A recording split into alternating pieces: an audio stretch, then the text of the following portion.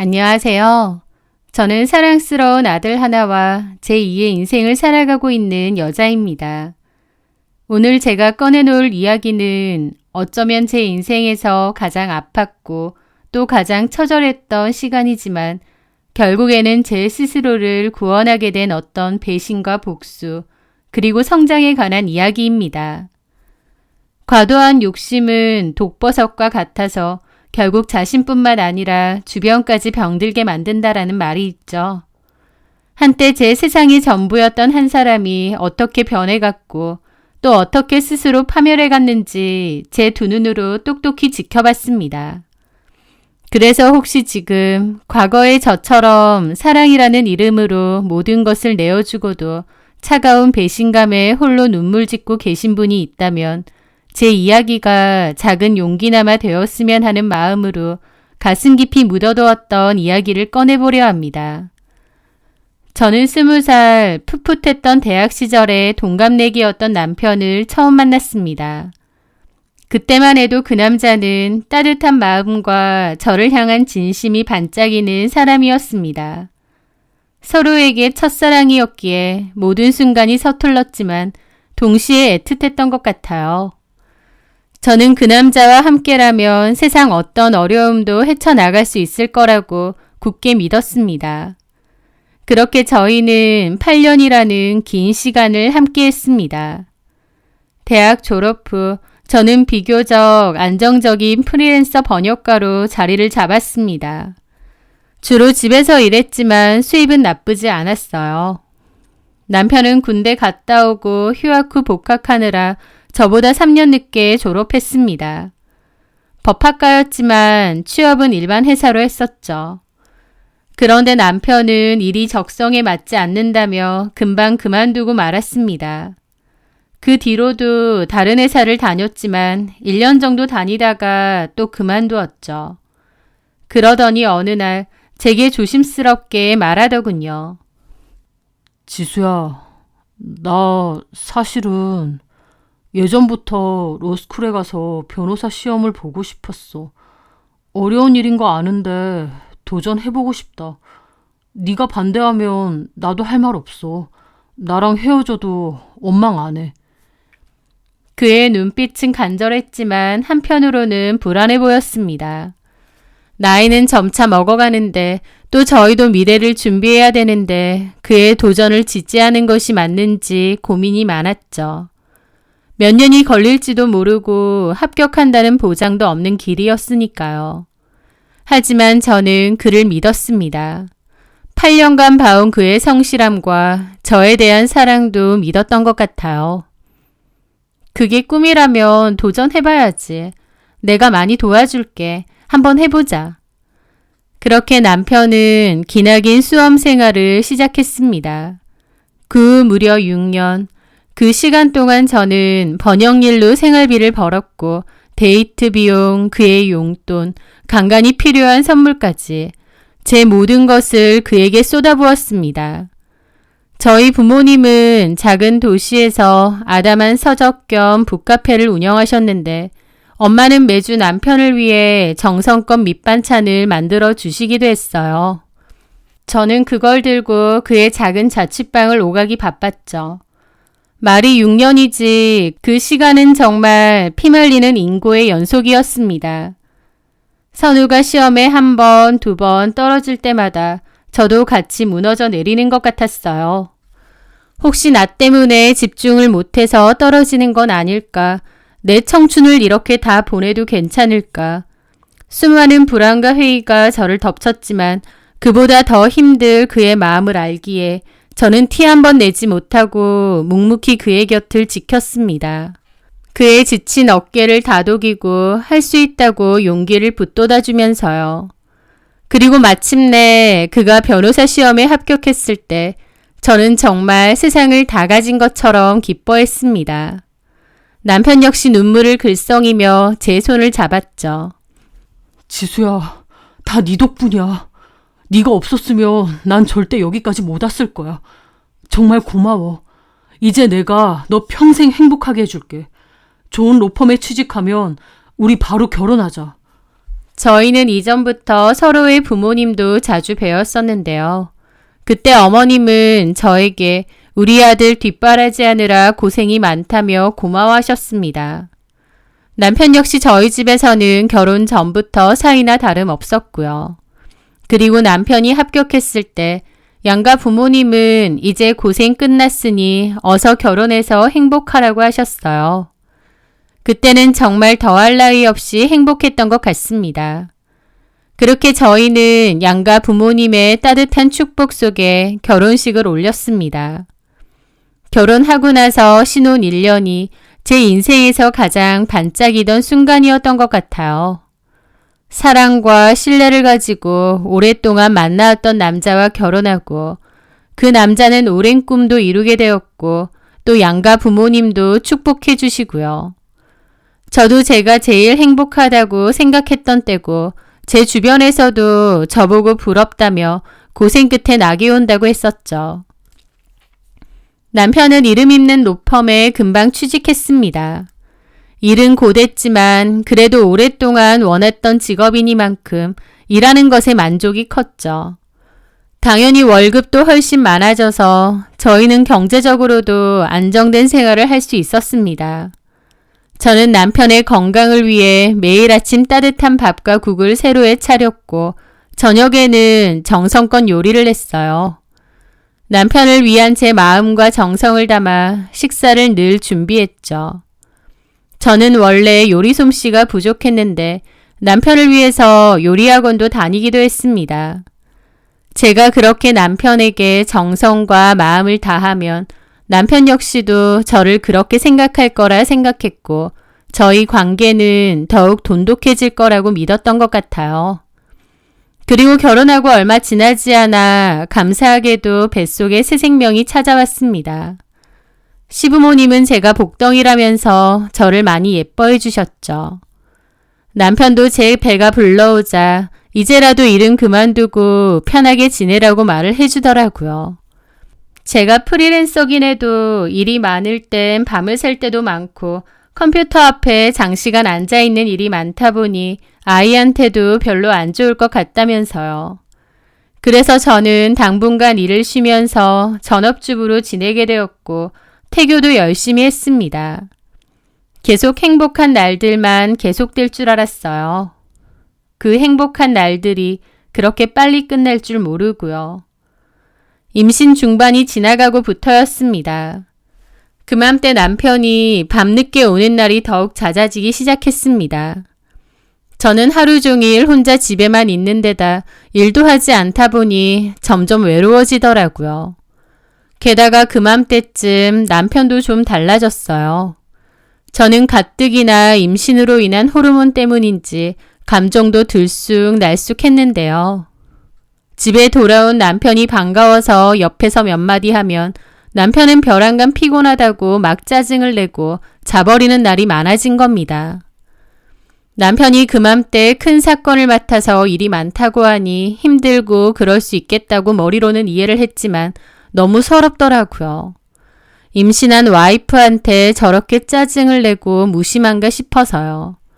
그래서 혼자 화장실에 들어가 몰래 운 적도 많습니다. 저는 그럼에도 남편을 이해하려 했어요. 하지만 제가 남편의 행동들을 이해하려고 노력해도 오히려 남편의 태도는 점점 심해졌죠. 부부 사이에서 가장 위험한 표정이 바로 경멸의 표정이라는 말이 있던데 그맘때 남편은 저를 그런 식으로 잘 쳐다봤습니다. 귀찮고 성가시고 왜 집에서 왼종일 나만 기다리나 라는 표정으로요. 저는 그런 표정과 눈빛에 상처를 많이 받았죠. 그리고 연락도 없이 새벽에 들어오는 날도 생기기 시작했습니다. 여보, 요즘 너무 늦는 거 아니야? 일이 그렇게 많아? 당신 얼굴 보기가 너무 힘들어. 아, 피곤해 죽겠는데 또 잔소리야. 회사 일이 얼마나 힘든 줄 알아? 당신은 집에서 편하게 있잖아. 나도 힘들어. 그리고 뱃속 아기한테는 인사 한번 제대로 해준 적 있어? 그런데 제 푸념에 남편은 비웃더라고요. 애가 나온 것도 아닌데 배에다 대고 중얼중얼 하라는 거야? 드라마 찍어? 남들 하는 건 다 하고 싶어. 피곤해 죽겠는데 집에서 할 일 없이 노니까 별 쓸데없는 얘기를 하고 있어 정말. 저에게 이렇게 소리를 지르며 막말을 하는데 저도 너무 놀랐죠. 내가 연애 시절부터 만났던 그 착하고 다정한 남자가 맞나 싶더라고요. 연애 때 싸움이 나도 큰 소리 한번 낸 적이 없었던 사람이었거든요. 그날 남편의 말에 너무 충격을 받아서 저도 남편에게 더 이상 말을 걸지 않았습니다. 남편과 제 사이에는 차가운 냉기만 흘렀죠. 하지만 남편은 제가 그러든 말든 투명인간 취급을 하면서 밤늦게 오거나 새벽에 오는 일이 더욱 보란듯이 잦아졌습니다. 그러던 어느 날 임신 8개월 차였던 저는 집안 마트에 다녀오다가 갑자기 아랫배에 참을 수 없는 통증을 느끼며 길에 주저앉았습니다. 조산기가 있었던 거죠. 겨우 어머님께 연락을 했고 어머님과 함께 급히 산부인과로 향했습니다. 당장 제왕절개 수술을 해서 출산을 해야 한다고 했고 그렇게 저는 긴급 수술을 받고 입원을 하게 되었죠. 병실에 힘없이 누워있는 제게 곁을 지키던 어머님이 짜증을 확 내더군요. 아니, 너는 네 몸 상태도 모르고 어딜 그렇게 돌아다니는 거야? 하마터면 우리 귀한 손주 큰일 날 뻔했잖아. 그렇게 조심성이 없니? 어머니, 저 평소에 조심했어요. 오늘은 잠깐 장 볼 거 사러 나온다고. 뭐가 잘났다고 말대답이야? 우리 아들은 매일 밖에서 힘들게 돈 버는데 너는 집에서 네 몸 하나 간수 못해서 이 사달을 만들어? 그나저나 선우는 왜 연락이 안 되니? 선우씨, 요즘 매일 새벽에 들어와서 얼굴도 못 봐요. 제가 병원에 있다고 어머님이 전화하셨는데도 아직 연락 없잖아요. 그 말에도 어머님은 저를 흘겨보시더라고요. 네가 이렇게 뒤에서 남편 흉이나 보니까 그렇지. 그리고 선우가 연락이 잘 안 되는 건 일하느라 바빠서 그런 거고. 늦게 들어오면 힘들겠다고 걱정은 못 해줄 망정 너는 끝까지 네 생각만 하는구나. 더 이상 대화해봤자 제 속만 더 상할 것 같아서 저는 그냥 눈을 감아버렸어요. 어머님은 고개를 가로젓더니 나가버리시더라고요. 눈을 감고 있었지만 서러움의 눈물이 쉴 새 없이 흘렀습니다. 남편은 제가 입원해 있는데도 찾아오기는커녕 연락도 하지 않았어요. 결국 친정 부모님이 오셔서 저를 보살피셨고 며칠 뒤에나 남편과 어머님이 함께 병실에 나타났습니다. 저희 아빠는 화가 나셔서 남편을 보자마자 호통을 치셨죠. 일이 바쁘면 뭐 얼마나 바쁘다고 출산했다는데 연락도 없고 콧배기도 안 보이냐고요. 그러자 어머님은 옆에서 역성을 들면서 우리 아들이 요즘 일이 얼마나 힘든데 사위한테 다짜고짜 화를 내시냐며 기분 나빠하셨습니다. 남편은 저희 아빠가 뭐라고 하시니 언짢은 표정이었고요. 하지만 그 와중에도 저에게 미안하다는 말 한마디 하지 않더군요. 그 모습에 저 역시도 정이 뚝 떨어졌습니다. 회사 일이 뭐 얼마나 바빠야 자기 자식 태어났다는데 연락도 안 되고 이제야 나타난단 말인가요? 설령 회사 일이 그 정도였다면 이렇다 저렇다 말이라도 해줘야 되는데 그런 말도 전혀 없이 입 꾹 닫고 본인이 더 화난 척. 저도 서운함을 넘어서 화가 나더라고요. 그렇게 저희 아이가 태어났는데 그 후에도 남편은 별반 달라지는 게 없었습니다. 남편은 집과 아이에게 전혀 관심이 없었고 저의 완벽한 독박 육아였습니다. 어쩌면 그렇게 자기 자식인데도 저렇게 애정이 없고 무신경할 수가 있는지 섭섭하기도 하고 화도 나고 그렇더라고요. 심지어는 아기가 우는 게 너무 듣기 싫다면서 애가 울면 이어폰을 끼고 방문을 닫고 들어가 버릴 때도 있었습니다. 그리고 남편은 도대체 뭘 보는지 내내 핸드폰만 보고 있더라고요. 어쩔 때는 밤새도록 보는 것 같기도 하고요. 뭔가 싶어서 보면 그래프밖에 안 보이던데 주식하냐 뭐 하냐 물어보면 그냥 모른 체 하면서 자기 핸드폰 보지 말라고 합니다. 그렇게 얄밉게 굴 때면 남편 뒤통수를 때리고 싶을 때가 한두 번이 아니었죠. 저는 하루 종일 아이와 둘이 지지고 볶느라 점점 좀비처럼 지쳐갔고 산후 우울증까지 걸릴 정도로 상태가 심각해져만 갔습니다. 그러던 어느 날이었어요. 쓰레기를 잠깐 버리러 나갔다가 주차장에서 남편의 차가 딱 서는 게 보였습니다. 그런데 남편은 혼자가 아니었어요. 어떤 여자와 함께 내리더라고요. 저는 얼음처럼 굳어버렸습니다. 딱 봐도 그 두 사람은 보통 사이가 아닌 것 같더라고요. 남편과 그 여자는 웃으면서 서로 포옹까지 하고 헤어졌습니다. 저는 너무 놀라 그 자리에 멍하게 서 있었고요. 남편이 바람피는 현장을 눈앞에서 목격한 건가 싶었죠. 제가 공동현관 입구 근처에서 우두커니 서 있자 남편은 들어오다가 저를 보고 흠칫 놀라더라고요. 저는 떨리는 목소리로 물어봤습니다. 저 여자 누구야? 당신 지금 바람 피우는 거야?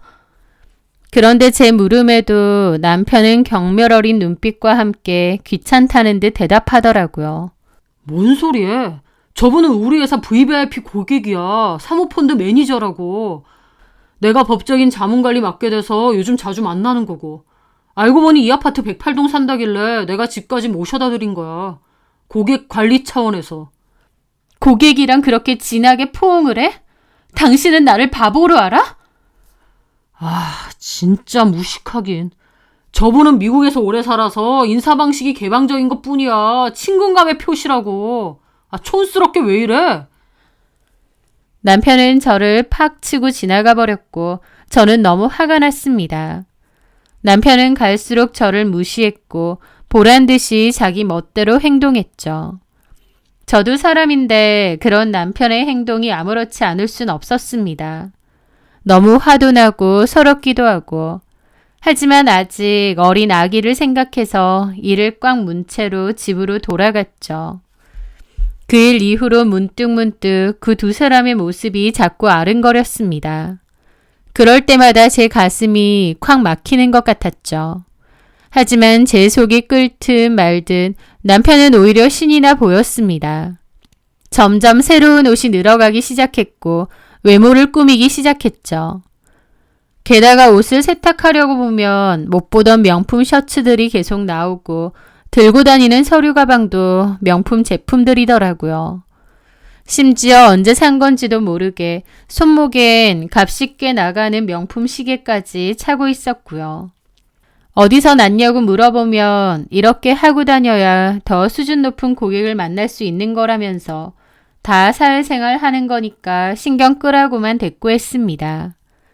남편은 개인적인 사치는 늘어가면서도 생활비는 점점 줄여가더라고요. 그런 모습에 진짜 학을 뗐고 이 결혼 생활을 계속 유지하는 게 맞는지 많은 생각이 들었죠. 그러던 어느 날이었습니다. 어머님이 반찬을 좀 했다고 주러 오신다고 하더라고요.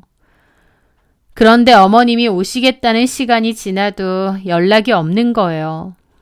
저는 어머님을 기다릴 겸 아기와 산책도 할 겸 유모차를 끌고 단지 앞을 한 바퀴 돌고 있었습니다. 그렇게 산책을 하고 있을 때였어요. 어머님이 뜬금없이 108동에서 나오시는 거예요. 어머님이 저기서 왜 나오시지 싶던 차에 남편이 했던 말이 떠오르더라고요. 남편과 포옹했던 그 고객이라는 여자가 108동에 산다고 했던 그 말이요. 그 순간 왜인지는 모르겠는데 갑자기 머리에 망치를 한 대 얻어맞은 것 같더라고요. 제가 모르는 뭔가가 있다는 생각이 강하게 들었습니다. 저는 이상한 기분을 느끼며 어머님께 다가갔죠. 어머니! 제가 어머님을 부르자 어머님은 몹시 당황하셨습니다.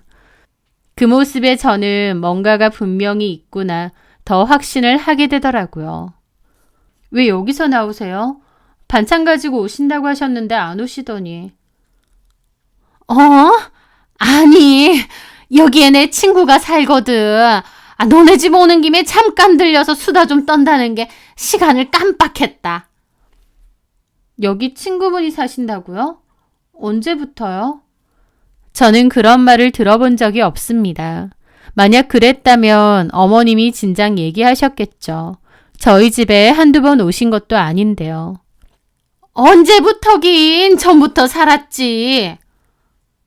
어머님 친구분 누가... 그런데 제 물음에 어머님을 눈을 엄청 크게 뜨시더니 발끈하면서 따지시는 겁니다. 얘가 뭘 그렇게 꼬치꼬치 캐물어? 내 친구들을 네가 다 아니? 그건 아니지만 그전엔 그런 얘기 안 하셨는데. 아니 그러니까 내가 내 친구들 뭐 하는지 어디 사는지 너한테 시시콜콜 다 얘기해야 돼? 내가 친구 산다고 하면 그런가 보다 하면 되지. 뭘 그렇게 꼬치꼬치 묻는 건데? 하면서 필요 이상으로 화를 내시면서 따지시는 겁니다. 그 모습에 저는 황당하더라고요. 제가 아무 말도 안 하자 어머님은 괜히 저를 한번 흘겨보시더니 집으로 들어가자고 하시고는 앞장서서 가셨죠. 저는 어머님이 108동을 왜? 라는 찜찜한 생각을 가지고 따라갔습니다. 그런데 그렇게 집으로 들어온 어머님은 다짜고짜 집안을 샅샅이 훑기 시작하더라고요. 그러면서 너는 집골이 이게 뭐니?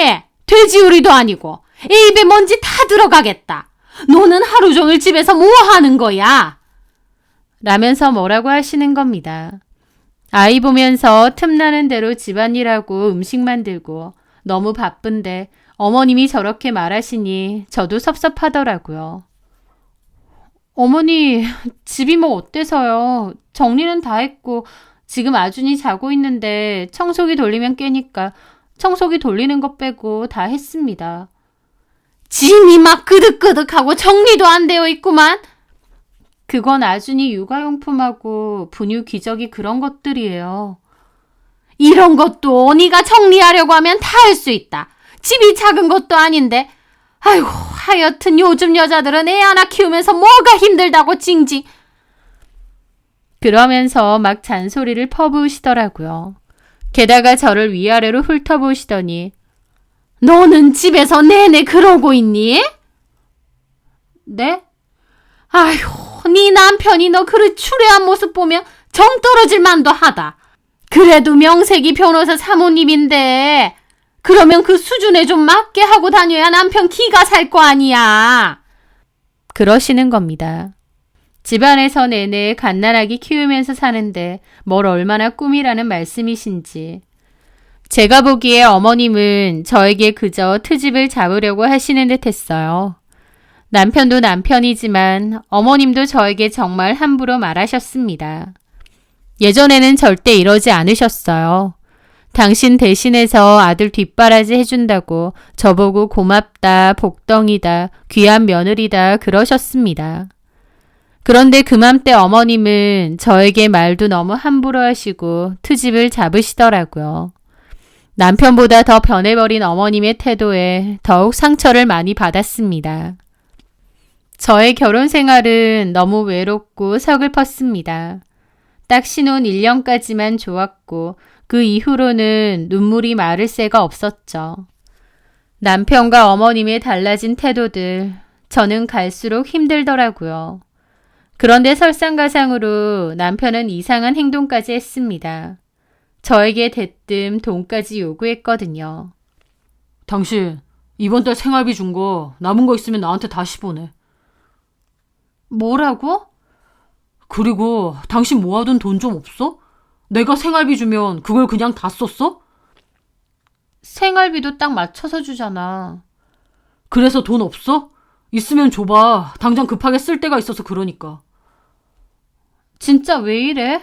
생활비도 너무 빠듯하게 줘서 나 친정엄마한테 돈 빌린 적도 한두 번이 아니야. 그런데 그 돈마저 돌려달라고? 당신 도대체 월급 받아서 어디다 쓰고 있는 거야? 어떻게 나한테 돈을 달라고 할 수가 있어? 다른 집 여자들은 남편이 쥐꼬리만한 월급 받아와도 그걸로 알아서 생활비 쓰고 남는 건 저축도 한다더라. 너는 그런 것도 안 해? 남편이 돈 좀 달라고 하면 급한 일이 있구나 하고 넘겨주면 될 일이지. 진짜 뭐 하나 마음에 드는 게 없어. 라는데 저도 더 이상 못 참겠더라고요. 말 다 했어? 아니, 하고 싶은 말 많은데 참고 있는 거야. 어디 더 해봐. 됐다. 당신이야말로 뭐 괜찮은 남편인 줄 알아? 말하는 싸가지에 가정에는 관심도 없고 직업만 변호사면 뭐해. 변호사 남편한테 내가 생활비 얼마 받는지 알면 다들 기절할 거다. 그런데 이제 그 돈까지 달라고? 당신 진짜 이건 아니지. 나한테 뭐라고 했어? 변호사 시험 합격하면 행복하게 해줄 거라고. 나한테 고맙다고 했잖아. 그런 건 다 잊어버렸어? 그때가 언젠데 그 얘기를 아직도 해. 생색내고 싶은 거야? 그래서 결혼했잖아. 나랑 결혼해준 게 당신이야말로 대단히 선심 쓴 거야? 이럴 거면 결혼하지 말지 그랬어.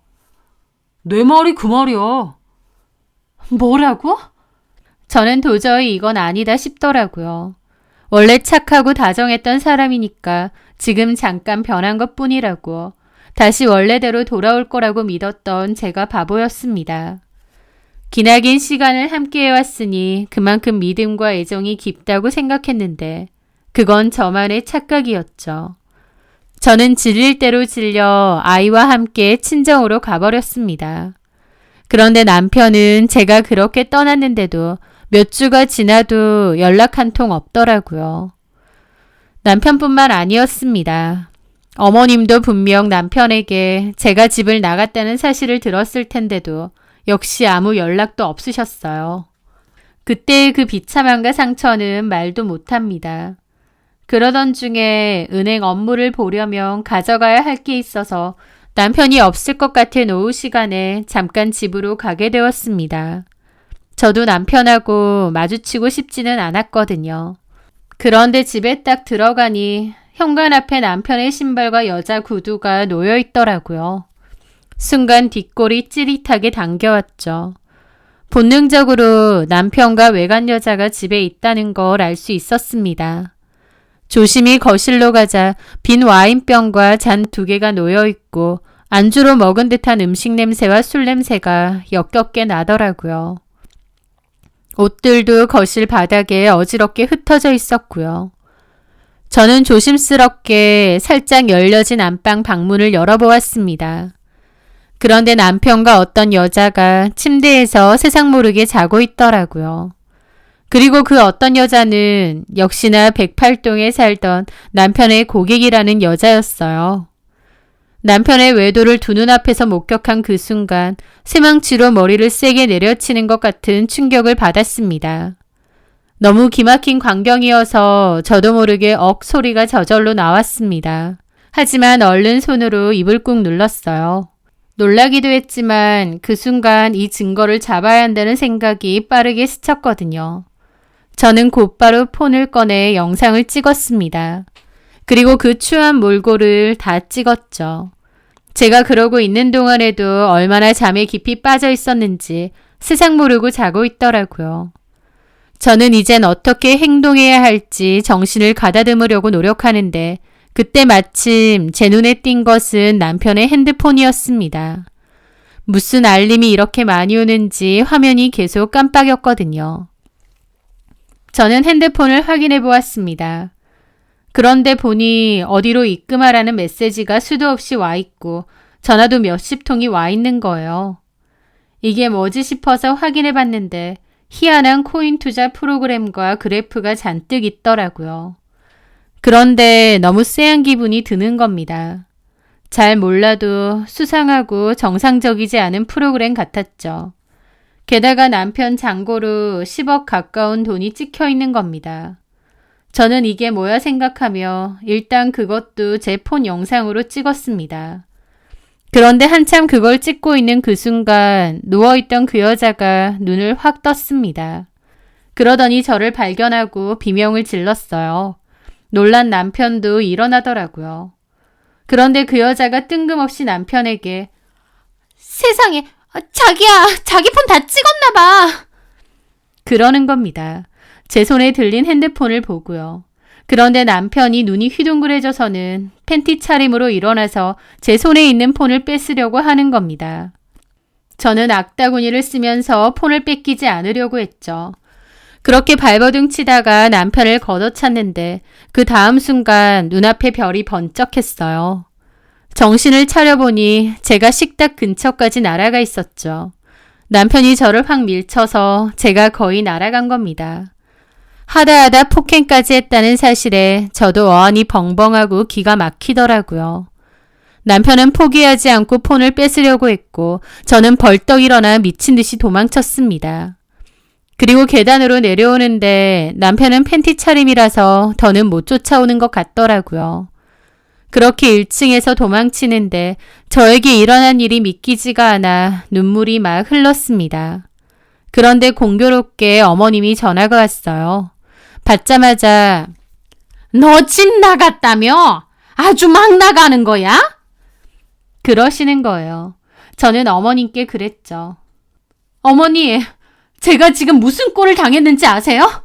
저 지금 그 인간이 다른 여자랑 침대에서 자고 있는 걸 똑똑히 봤어요. 게다가 저를 밀치기까지 했고요. 저도 저랑 개차반이랑 더 이상은 살 미련이 없지만 진짜 이건 좀 아니지 않나요? 제 말에 어머님도 대답이 없더라고요. 그러더니 일단 진정을 좀 해라. 어머님 같으면 이런 상황이 진정이 되겠어요? 그럼 어쩌겠니? 남자 마음 떠나면 어쩔 수 없는 거지. 어떻게 그렇게 말하세요? 어머니, 솔직히 어머님은 다 알고 계셨죠? 그래서 그때 그 여자 집에도 가신 거죠? 제 물음에 아무런 대답이 없더군요. 대답이 없다는 건 그렇다는 뜻이겠죠. 나도 모르겠다. 니들끼리 해결하지 왜 나한테까지 그러니? 곤란하게. 어머니, 솔직히 말할까? 너랑 걔랑 비교가 되니?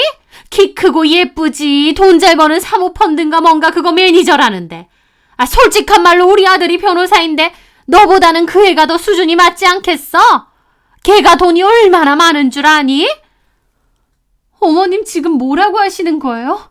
아들이 와이프랑 자식도 내팽개치고 불륜을 저지르는데 그걸 맞장구 쳐주시는 거예요?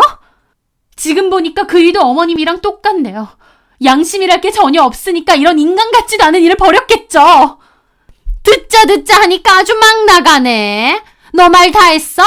네 그 건방진 모습 보니까 오히려 우리 선우 너랑 빨리 헤어지게 하고 그 애한테 새 장가 보내야겠다는 생각밖에 안 든다. 네 수준의 능력 있는 변호사 남편 만났으면 찍소리 말고 감사한 줄 알고 하늘처럼 모시고 살 것이지 어디서 남편한테 바가지나 긁어대고 막말이나 해대고. 애초에 너같이 모자란 애를 며느리로 들인 내가 잘못이다. 우리 아들 앞길 막지 말고 그냥 갈라서. 저는 어머님의 말에 기가 막혀 웃음이 다 났습니다. 네, 잘 알겠습니다. 그런데요, 어머니. 저한테 이렇게 하신 거 꼭 후회하는 날이 올 거예요. 하나뿐인 손자 얼굴도 다시는 못 보실 테니 부디 그 잘나신 사모펀드 매니저한테서 귀한 손주 많이 얻으시길 바랄게요. 그렇게 저는 전화를 끊었습니다. 울지 않으려고 이를 악물었지만 어느새 눈물이 줄줄 흐르고 있더라고요. 정처 없이 걸어가는 내내 남편을 처음 만난 순간부터 지금까지의 일들이 단편 영화처럼 차르륵 머릿속을 지나갔습니다. 이런 결말을 맞이하려고 그렇게 아낌없이 사랑했나 싶은 마음에 나 자신이 정말 바보 같을 뿐이었죠. 그렇게 저는 참담한 심정으로 증거들을 다시 보고 있었습니다. 그런데 제가 찍은 남편 폰의 그 사이트 영상이요. 그게 아무래도 이상하더라고요. 그 여자가 제 폰 뺏으라고 남편한테 그랬을 때 저는 단순히 제가 외도 증거를 갖고 있어서 그걸 뺏으려는 건가 했는데 그게 아니라 이 사이트를 찍었다고 생각해서 그랬나 싶은 겁니다. 정확하게 알 순 없지만 이게 뭔가 불법적인 게 아닌가 싶더라고요. 그래서 저는 저희 오빠에게 전화를 걸었습니다. 저희 오빠 친구 중에는 경찰청 금융범죄수사대에서 근무하고 있는 친구 오빠가 있거든요. 저희 오빠도 제 얘기를 듣더니 그 친구분 연락처를 알려주었고 저는 친구분에게 남편 휴대폰에서 찍어온 코인 투자 사이트를 보여주게 되었습니다. 이게 뭔 줄 아느냐고요. 그런데 나중에 연락이 왔는데 그분이 꽤 놀라더라고요. 최근 기승인 신종 코인 투자 사기 수법인 것 같다고 이게 어디서 났느냐고요. 저는 있었던 일을 다 얘기했고 그 여자에 대해서 제가 알고 있는 신상 정보도 넘겼습니다. 전화번호라던가 살고 있는 주소 같은 거요. 어쨌든 그 와중에도 남편은 매일같이 저에게 이혼 서류에 도장 찍으라고 닥달했습니다. 그래서 저도 조건을 내걸었죠.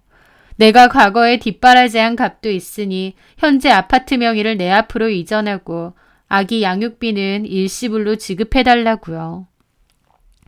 사실 제 쪽에서도 좀 과하게 요구를 한 것도 있는데 제가 몰래 찍은 그 코인 투자 사이트에 찍혀 있기로 남편의 잔고가 10억 정도였잖아요.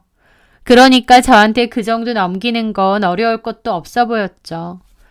남편은 처음에는 자기가 미쳤냐고 집을 왜 나한테 넘기냐고 했는데 제가 그 사이트 보니까 잔고가 10억이 넘던데 이런 식으로 나오느냐 했습니다. 남편도 제가 그걸 본 걸 아니까 주춤하면서 결국은 제가 원하는 대로 조건을 들어주기로 했죠. 그리고 제가 요구한 양육비 일시불은 어머님이 대출받아서 제 통장에 입금했다고 하더라고요. 어쨌든 저는 받을 건 다 받았고 이혼 서류에 도장을 찍었습니다. 사실 저는 그 과정에서 그 여자에 대한 비밀을 알게 되었거든요. 그래서 저도 더더욱 홀가분하게 그리고 빨리 이혼을 끝내려고 했던 것도 있습니다. 저는 그렇게 남편과 합의이혼 서류를 법원에 제출하고 숙려기간을 기다려야 했는데요. 그 시간이 지나고 이혼 확정이 되었습니다. 그렇게 마지막으로 남편을 법원에서 만나게 되었죠. 남편은 마지막까지도 저에게 그러더군요. 수준이 너무 달라져서 애초에 끝냈어야 되는데 너무 멀리까지 왔네. 내가 집도 넘겼으니 거기서 아준이 키우면서 잘 살아. 내가 해줄 수 있는 마지막 말이야. 라는데 아주 가짠더라고요. 난 알아서 잘 살 테니 네 걱정이나 해. 그렇게 헤어지려는데 공교롭게 문자가 왔습니다. 그 문자를 보는데 속이 다 시원하더라고요. 저는 남편을 돌아봤습니다. 아직 전화 안 왔지? 뭔 전화? 네 애인 이제 잡혀갔다는 전화. 그 말에 남편 표정이 일그러지더라고요. 뭐라고? 뭘 잡혀? 너 불법 코인 사이트 했지? 내가 그때 본 거 말이야. 잔고가 10억도 넘었나? 제 말에 남편은 주위를 살피더라고요. 그 얘기 끝났잖아. 여기서 왜 하는데? 변호사라면서 아직도 뭐가 뭔지 몰라? 그 여자 사기 및 유사 수신행위 위반 혐의로 긴급 체포됐대. 남편은 제 말에도 어리둥절한 얼굴이더라고요. 네 폰에서 발견한 그 투자에 내가 잘 아는 분한테 물어보니까 불법 도박 사이트 같은 폰지 사기라며. 너 정상적인 투자도 아니고 무슨 홀짝 도박하듯이 거기에 매달려 있었잖아. 너도 그거 사기당한 거야. 아직도 모르겠어? 그 여자 그 사이트 운영하는 사기꾼 총책이잖아. 지금 뭔 소리 하는 거야? 너처럼 이제 막 전문직 돼서 돈맛 좀 보고 정신 못 차리는 멍청이들한테 상담해주는 척 접근해서 고수익 투자 권유하는 척하고 결국 도박판으로 끌어들여서 돈 다 빨아먹는 구조라던데? 공부 실컷 해서 변호사 되면 뭐하니? 무슨 말 같지도 않은 소리야. 내가 그걸로 돈을 얼마나 벌었는데. 하면서 남편은 핸드폰으로 뭔가를 찾더라고요. 그 사이트를 찾아보는 것 같았죠. 그 사이트에 10억 있으면 뭐해. 그거야 그 여자가 그냥 만든 걸 텐데. 그 머리로 어떻게 변호사는 됐는지. 이거 왜 이렇게 멍통이지? 남편의 얼굴은 실시간으로 피가 빠져나가는지 새하얘지더라고요. 그 여자한테 연락해봐. 받을진 모르겠지만. 말도 안 돼. 그럴 리가 없어. 남편은 제가 진실을 알려줬음에도 인정하지 않고 계속 그 여자에게 전화를 걸더라고요. 쩔쩔매면서요. 저는 코웃음 치며 그렇게 뒤돌아서서 나왔습니다. 그리고 제가 준비한 마지막 복수도 있었어요. 저는 그날 오후 남편이 근무하던 로펌 대표 변호사에게 전 남편이 고객과 사적으로 부적절한 관계를 맺고 심지어 불법 투자 도박 사이트에 연루되었다는 증거들을 익명으로 제보하는 메일도 보냈거든요. 제가 알기로는 변호사 윤리 강령 때문에 도박을 비롯한 위법 행위를 저지른 경우에는 즉시 계약 해지 및 징계 사유가 된다고 했으니 남편에게 그에 맞는 처분이 있겠죠. 제 예상대로 며칠 후에 남편이 로펌에서 해고되었다는 소식도 지인을 통해 들을 수 있었습니다. 사실 처음에 그 이상한 사이트를 발견했을 때 오빠 친구에게 정보를 넘겼잖아요. 그것들을 바탕으로 경찰이 수사를 했고 그 불법 도박 사이트에서 피해를 입은 수많은 다른 피해자들을 찾을 수 있었다고 했습니다. 그리고 그 여자는 해외로 도피하려고 하다가 공항에서 경찰에게 급습당해 체포되었다고 하더라고요. 그 후에 들어보니 그 여자는 이미 동종 사기 혐의로 여러 건의 전과가 있는 데다가 이번에는 피해 규모가 워낙 큰 조직적 도박 사기 혐의로 체포된 거라 아마 최소 10년 이상의 중형을 피하기는 어려울 거라고 귀뜸도 해주었습니다. 남편은 그 사이트에 찍힌 장고만 보고 인생 대박났다고 생각했겠죠.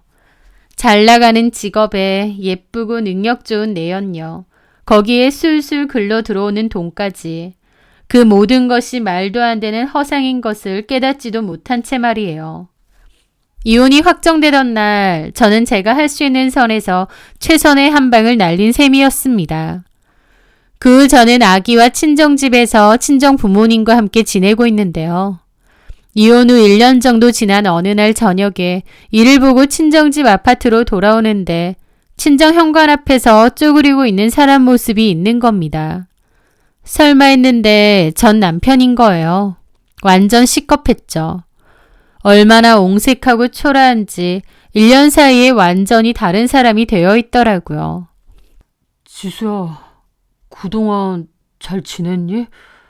내가 너 볼 면목이 없어서 우리 아들 너무 그립고 보고 싶기도 해서. 그러는데 기가 막혔죠. 누가 네 아들이야. 이혼할 때는 친권도 양육권이고 다 포기하고 쓰레기처럼 냅다 버린 게 누군데. 그리고 여기가 어디라고 찾아와? 너, 내가 아직도 그렇게 우습니? 전 남편은 갑자기 제 앞에 무릎을 털썩 꿇더니 제 다리를 붙잡고 늘어지는 게 아니겠어요? 저는 다리를 팍 쳐냈지만 끈질기게 바지를 잡고 늘어졌습니다. 이거 안 놔? 경찰 신고할까? 이거 놓으라고 인간아! 내가 그때 그년한테 홀려서 미쳤었나 봐. 지수야, 나 돈도 다 잃고 공범으로 몰려서 시겁했어. 변호사로 써주지도 않아. 게다가 빚 때문에 죽을 것 같아. 10억이 넘게 불어났다는 그 계좌는 당연히 모두 거짓이었고 심지어 그 여자가 체포되기 며칠 전에는 불법 대부업체에서까지 거액의 돈을 빌려 고스란히 그 여자 손에 넘겨주었다는군요. 더 큰 돈을 벌게 해준다는 말을 믿고요. 그 여자한테 뒤통수를 맞았음에도 끝까지 현실을 못 믿었던 건지 구치소에 매일 찾아가 그 여자에게 면회를 신청했지만 그 여자는 남편을 만나주지도 않는답니다. 그랬더니 이제 와서 저한테 연락을 하는 거죠. 지수야, 내가 정말 잘못했다. 이제 완전히 깨달았어. 네가 나 좀 도와주면 나 금방 다시 일어설 수 있어. 엄마도 너랑 손주가 너무 보고 싶으시대. 전 남편이 짓거리는 그 뻔뻔한 소리를 듣고 있으니 화가 머리끝까지 치솟아 올랐습니다. 저는 제 다리를 붙잡고 있는 전 남편을 있는 힘껏 밀쳐버리고 집 안으로 들어갔습니다. 시끄러운 소리를 들으셨는지 부모님이 걱정스러운 얼굴로 나오려고 하시더라고요. 무슨 일이냐고요. 저는 엄마에게 얼른 아기와 함께 방으로 들어가시라고 하고는 욕실로 달려가 걸레 빠는 양동이의 병긴 문을 냅다 퍼담았습니다. 그리고는 다시 나가서 전 남편의 머리 위로 냅다 들이부었죠. 전 남편은 정신이 확 깬 얼굴로 저를 보더라고요. 내가 내 인생에서 가장 후회하는 일이 뭔 줄 알아? 너같이 먹같지도 않은 인간 뒷바라지하고 내 청춘 바친 거야. 네가 그 여자한테 미쳐서 우리 아들 얼굴 제대로 한번 본 적이나 있니? 이제 와서 함부로 어따가 우리 아들. 내 인생에서 당장 꺼져. 두 번 다시 내 눈앞에 나타나지 마. 저도 완전 눈이 돌아서 따지고 들었습니다. 남편도 어안이 벙벙한 얼굴이더라고요. 아무리 그래도 이게 뭐 하는 짓이야? 그때 뒤에서 가만히 지켜보고 계시던 저희 친정아빠도 나오셔서 전 남편의 멱살을 거칠게 잡아채셨습니다. 그리고는 아무 말 없이 아파트 출입구까지 질질 끌고 갔죠. 남편은 놓으라고 난리가 났는데 아빠는 남편을 거칠게 끌고 가서 길바닥에 패대기를 쳤습니다. 네 놈 때문에 내 딸이 얼마나 피눈물을 흘렸는지 알아? 당장 꺼져! 다시 한번 내 딸 눈앞에 나타나면 그때는 내 손에 죽을 줄 알아! 저희 아빠가 서슬퍼런 얼굴로 경고를 했고 남편도 암소리 못하더라고요.